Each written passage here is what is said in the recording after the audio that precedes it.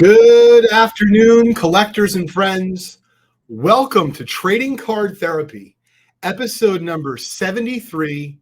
I'm your host, the Dr. Leighton Sheldon. Thank you so much for tuning in today. We're going to get right to it. As I mentioned in last week's episode, I was going out of town to evaluate a big collection. I just got back late last night. Haven't really had a ton of time to even digest anything. But let's rewind. A few months ago, this gentleman had reached out to me and said his uncle had a tremendous vintage baseball collection. And he was potentially interested in selling. So, of course, where they were located was going to require me to go out there if we were going to do business. They didn't want to ship. They weren't coming to the East Coast anytime soon. And really, if we were able to reach some sort of agreement on his collection or certain pieces, I would have to go out there. So we started, like we often do with many collections, by asking for information. This particular collection was located in Fremont, Nebraska. And before Monday of this past week, I had never been to Nebraska before, ever. And he found us through our website. I explained to him how we work, meaning, listen, I'm willing to come down there. I'm willing to assess the collection. I'm willing to make an offer. And if we buy it, I'm willing to take it with me. But I want to try to do as much work up front as possible. So that way we can see if, number one, we're on the same page as far as evaluation. And number two, if we are on the same page as far as what we think the cards are worth, what will I pay for those cards? It took a little bit of time to get the information from them. And then we, of course, took the images, put together an initial spreadsheet. And I talked to this gentleman and his uncle extensively before going out there. And it turns out that it was a great exercise. And that's one of the things that I wanted to share with the community today, whether it be you're a dealer like myself. I'm also a collector. So if you're also a collector like myself, point being is if you're going to be traveling, especially out of state, and forget about the expense of the plane ticket, the hotel, and the food, and all that good stuff, our time is probably the most valuable. And this particular collection, I was out there for a few days. For me to do that, I had to feel comfortable that not only was there a lot of material, but that we were going to be on the same page in terms of value and then ultimately an offer.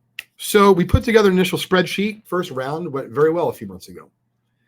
And then, one of their family members was moving. And of course, just life gets in the way. Things got a little bit slow at a point, but I stayed diligent and we were patient with them and they were patient with us. So the next round of information came in. I'm like, now we're starting to get up there. It was already, $20,000, $30,000, $40,000 of stuff. After the first round, second round, of course, is added to that. And so ultimately, by putting together a spreadsheet and having at least like the basis, the nucleus of a deal before heading out there, I felt comfortable enough to go out and assess everything and ultimately make an offer on the entire collection, not knowing, of course, if we would get it, but I did vet them to the point where I felt comfortable that they were not only serious, but they were realistic about what they had and what they were looking to do with it. So the collection, I would say, generally ranges from the 1910s to about the 1960s, some stuff from the 70s, but not much. Almost entirely baseball, not a single hockey card, very little football and basketball. I flew out there with Delta, and the reason why I flew with Delta is because I live in New Jersey, and typically I fly out of Newark Airport. And when I was looking up flights to Omaha, Nebraska, I was surprised. I didn't know that there were no direct flights on United from Newark Airport, and that's usually my airline. So I flew out there on Monday. I rented a minivan, went right from the airport directly to their home. My flight was the first flight out, meaning it was the first flight to Omaha that day. I think it was an 8:30 or so flight. And by the time I touched down, got the rental car, and went to their home, I would say it was probably about noonish, 12:30 their time. The first day was a whirlwind because I saw the totality of what they had. And I said, I'm glad I allowed a few days. Thank goodness they were so well organized. And I'm so appreciative of Jeff and his uncle Curtis and his sister Connie for not only of having me in their home and being such gracious hosts, but really they cared about having everything organized. They wanted to make my job as easy as possible. And Curtis himself actually sat with me almost the entire time, showing me what they had, if you will, like the history or the provenance behind it. It was fascinating. So to kind of give you an idea of an overview of what they had, it was a little bit different than most of the Topps and Bowman collections that I see. So we did have some Topps and Bowmans, and even different than a lot of the early pre-war collections I see, because when I buy those, it's typically, whether it be hundreds of T206s or T205s or tobacco era cards. I was floored because not only was it all well organized, but visually it was very appealing because, for example, he had a lot of games. So we didn't even buy the games yet. We're likely going to have to go back. But there was games. And there was lots of other fun things like that related to collecting baseball that even if I didn't buy them, I just had a great time looking at it. So before long, we got down to business. I was sitting on one side of the table. Curtis was on the other. And he kept just feeding me material, stacks and stacks of singles, of sets. And at first, he didn't really understand the process. So I said, Curtis, do you want me to explain to you kind of like how it's going to, transpire over the next few days? And he said, yeah, I'm curious. So I explained to him that I'm going to catalog as much as I possibly can during the day. Then at night, I'm going to take that information and I'm going to figure out what I think you have, what I think it's worth, and ultimately, what I'll pay. And what doing the work at night did was allow me to not lose ground so that when I went back the next day to look at more, I wasn't going to run out of time valuing everything at the end. So on Monday, we start looking through everything, and really, it was like a festival of vintage, not just cards, of advertisements, of Babe Ruth memorabilia, of Dizzy Dean premiums. This was some super cool stuff. Incredible post-serial collection. When I say incredible, complete sets, a number of panels, a bunch of graded, including PSA 10s, tons of duplicates, even had some Jello, either near sets or sets. Jello's tough. Even had some Jello unused boxes, which are like impossible. So Bazooka had a run of Bazooka panels throughout the 1960s. Some of them were graded. Koufax panel and a PSA 9, K-Line and a PSA 9 Pop 2. We had a PSA 10 panel. A lot of panels were just raw because he didn't grade a lot, graded a little bit. The advertisements was so much fun. And we're going to get to that in just a few minutes. Let me start off by showing you just some of the singles. You're literally seeing them the way that I did because I literally just got back late last night. This episode will drop Friday at 3. We record usually the day before. So I haven't had a chance to really even sit back and go through everything.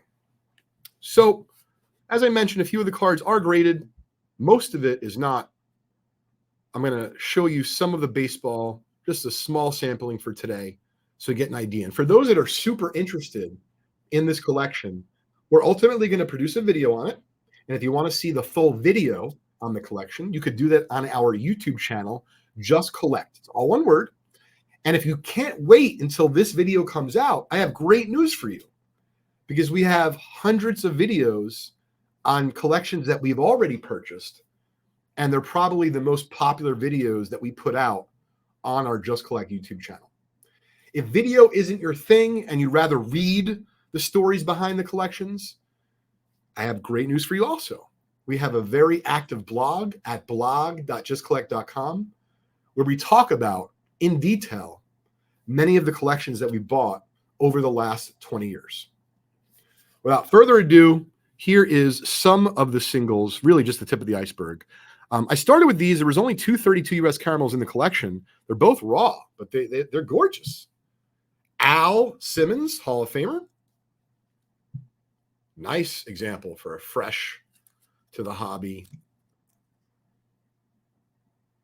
card of Simmons from the very popular 32 U.S. Caramel set. The biggies in this set are Babe Ruth and Lou Gehrig, as well as Ty Cobb, but tons of action. I mean, look at this Joe Cronin. Really looks near mint almost. Just a little bit off center, left to right. Beautiful example.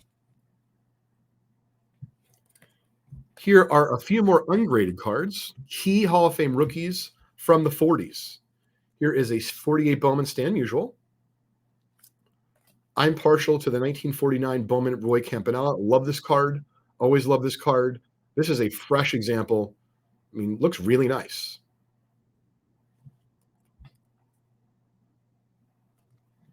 So remember, these are just so far things I'm showing with you that I brought on the plane. And I'll take you through the story at the end of the deal, how it went down and what we ultimately did and how we handled it. But I wanted to show you just some goodies to start, so you don't have to wait the whole episode. Here is a 62 post Mickey Mantle, a PSA 8. Gorgeous card.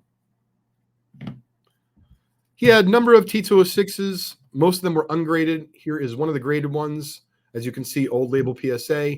T206, John McGraw, finger and air, sovereign back. Nice and bold green. We are going to put some of this on display at Fanatics Fest. So if you are in the New York City area, I suggest you come on down because the convention for sports fanatics is going to be incredible. All right. The next group, oh, here's just a raw T206. The next group is all 1948 Topps Magic photos. And an interesting fact about this set, this really is the first time Topps ever made baseball cards. Now, they made other cards in the set from other sports like boxing and football and a few basketball. But for baseball, definitely the first baseball cards.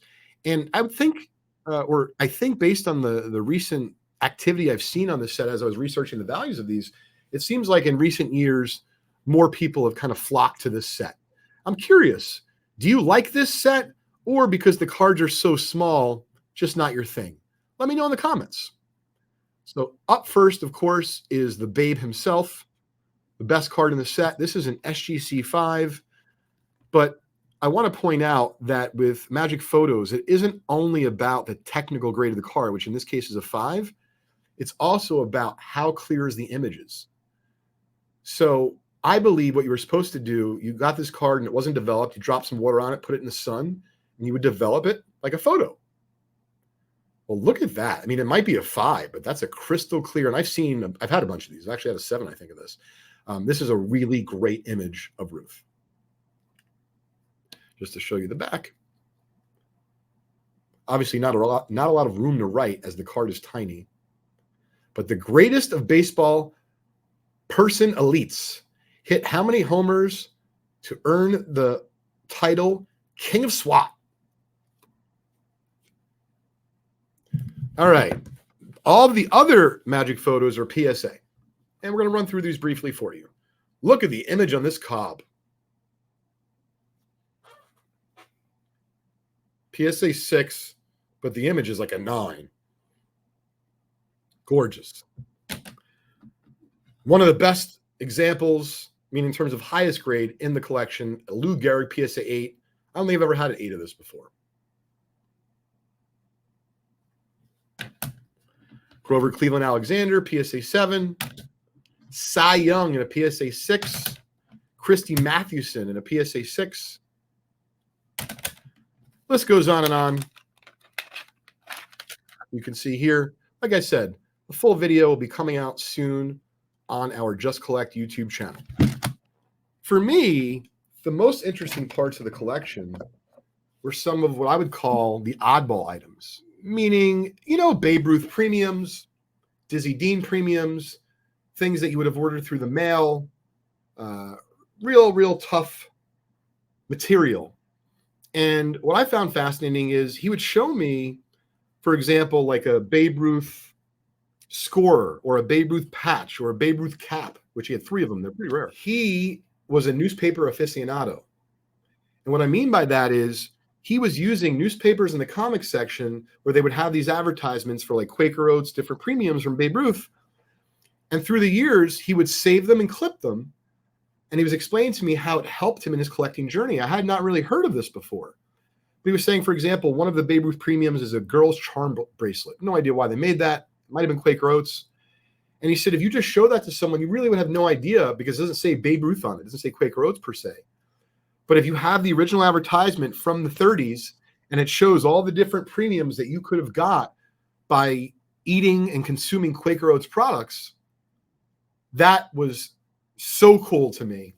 And I'm so appreciative that as part of the collection that I purchased, he kept a lot of the advertisements himself, but where applicable, they were thrown into the deal, into the mix. So that way, when we put material out, I'm going to enjoy sharing with everyone the stories of what I've learned from Curtis and my trip out to Nebraska.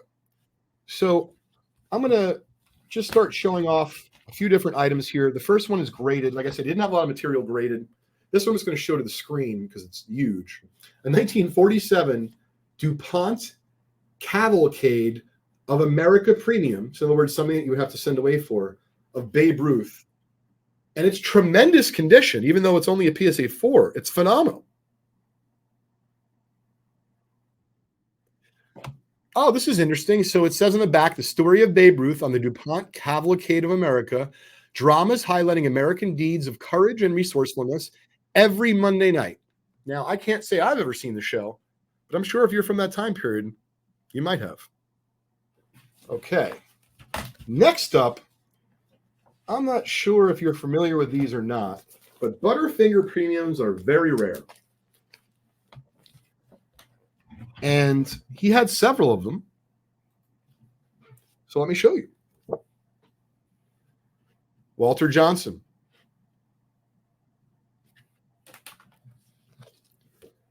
Jimmy Fox.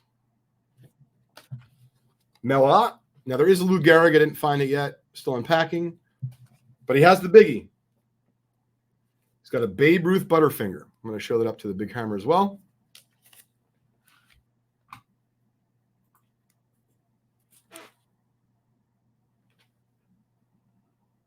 Really cool stuff.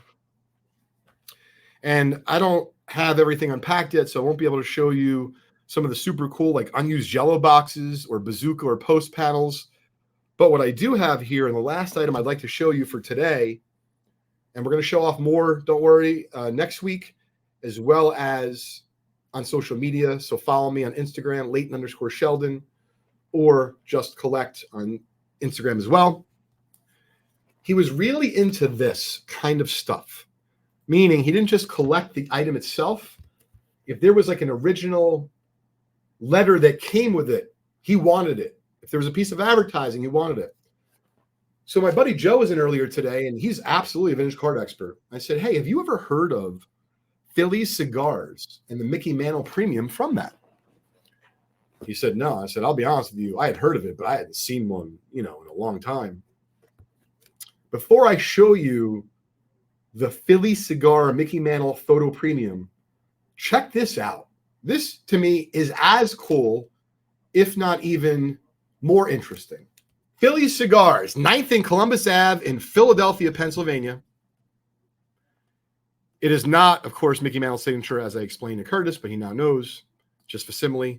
But check this out. This is the top of the letter that you would have received with the Mickey Mantle Photo Premium from Philly Cigars. Hi, I want to thank you for your interest and patronage in our baseball special offer. I know that you will enjoy using the fine Rawlings baseball glove. So I believe that you got a glove and the Photo Premium in the same package from Philly Cigar. Here it is in all its glory, fresh to the hobby. The thing is extremely low pop and high grade with PSA. So cross your fingers for us here. We're going to send this off for grading, but it is just a gorgeous image of Mantle, and it happens to be in fantastic condition. So I'm going to tell you about the rest of the story and the collection. So we went through everything for a few days. It was very labor intensive, a lot of fun, but a lot of work. So we start to talk turkey, i.e., what do I think everything is worth and what we're going to pay for it yesterday and Wednesday. And he had a few questions as we're going through everything. I've said this before and I'll say it again. My process works for me. May not work for any of you folks that are out there, but my advice is this. Curtis even suggested this was the case, meaning having someone locally had looked at it. That, you can look at someone's cards or their collection, and maybe you don't need to take notes. Maybe you can figure it all out in your head and you can make them an offer. But Curtis certainly confirmed this for me, and others have as well, that people want to see you get your hands dirty. They want to see you look at everything. They want to see you inventory it. They want to see you work hard. They want to see you care about their material. And maybe I could go faster or, give prices right on the spot. But he explained to me, he said, Leighton, I'm fairly certain that the number we settled on, if you had just said, I will pay you this amount, I don't think I would have sold it to you. He wouldn't have agreed to it. So that's my bit of advice. Even if you're not buying from a collector, meaning, you're at a convention, I believe in over communication. So in other words, if a dealer says to me, Late, the best I can do is $2,000 on this item. And I say, all right, well, I'm going to pass. And if they ask me, well, do you have an offer in mind? I might not just say what I'm willing to pay. I might say what I'm willing to pay. And also, I've seen it trending in this direction, or the last 3 of them sold for this, this, and this, or I have to get it graded and I'm unsure and I don't want to take such a risk, so I'm offering a bit less. My point is that he very much enjoyed the process of me looking through everything and evaluating it in the manner I did. And so when we sat down to go through everything in totality, it was a little bit easier for him to really come to grips with not only letting it go, but also I explained to him that, listen, of course I want to buy everything, but if we go over certain items, certain cards, and there's just really a difference of opinion on the grade, which of course dictates the value, we could just take it off. At first, he was taking off a few items, and then he kind of talked himself back into leaving on the list. And ultimately, I think he personally loved just the Redman tobacco cards, the Redman cards from the 50s, the baseball. And that was the only thing out of everything. And, spent a lot of money and a lot of time. It was the only thing he took out. And as I explained to Curtis, and I'm saying to you, if you do it with the methodology that I use, I use pen and paper a lot. I transfer that over to Excel. So in other words, if someone gets taken out or taken off, I don't have to scribble and reconfigure numbers and recalculate. I just simply delete it and move on from there. So we were able to reach a deal. We shook hands. We did some video. We did some photos, even helped me pack. And really it was just a wonderful experience. I forgot there was one more item I wanted to show you. Some people consider this to be DiMaggio's rookie. Others think it's his 36 Worldwide Gum or Z-Nut. But either way, this is a beauty. It was made by the National Chicle Company in a 50-card set. Check this beautiful 1936 Joe DiMaggio R312. That's fresh to the hobby. I mean, beautiful. The pastel colors, the way Joe looks against that background, super nice, super clean. We'll let everyone know what it grades after we get it back from PSA. I hope you enjoyed today's episode of Trading Card Therapy. If you did, it would mean a lot to me if you subscribe to our channel. That way you'll know each and every time we come out with another new video on a vintage collection that we were able to come across and ultimately purchase. Thank you to Jeff and Curtis and Connie for having me in their home. Appreciate everyone tuning in today. I'll see you at Fanatics Fest.